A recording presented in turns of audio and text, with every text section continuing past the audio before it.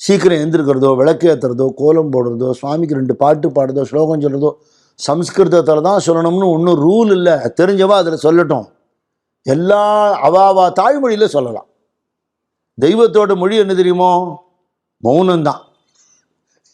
மொழி கடந்த மௌனம்தான் தெய்வத்தோட மொழி. நமக்கு மொழி வேண்டிருக்கு. சாமியை பார்த்து வேண்டத்தக்கது அறிவோய் நீ, வேண்டும் முழுதும் தருவோய் நீ நான் சொன்னேன்னா எனக்கு திருப்தி. நான் சொல்லித்தானே அவருக்கு தெரியணும். அவசியம் இல்லை. நம்ம கேட்டு தான் பகவான் கொடுக்குறாரான்னா கேட்குறது தப்புன்னு சொல்லலை மகான்கள். ராமகிருஷ்ண சார் சொல்கிற, அதை கேட்டுட்டு போப்பா, யாரை கேட்பேன் நீ? அவனை தானே கேட்பேன், கேளு. அப்புறம் அவன் கேட்காமையே கொடுப்பான்னு நீ ஒன்றா தெரிஞ்சுப்பேன். அவன் இது கொடுக்குறான் அது கொடுக்குறான் நீ நினச்சிட்டு இருக்கியே, அவன் நினச்சா தன்னையே கொடுப்பானே, அது ஏன் அவனுக்கு தெரியல?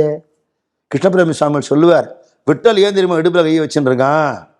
நீ கேட்கறதெல்லாம் கொடுக்கறதுக்கு மட்டும் நான் இல்லை, ஒருவேளை நான் கொடுக்குற வஸ்துவில் உனக்கு நாட்டம் இல்லை, உனக்கு நான் தான் வேணும்னு தோணி எடுத்து வச்சுக்கோ, என்னையே எடுத்து உனக்கு கொடுத்துட்றேங்க நான் பண்ணுறேன்.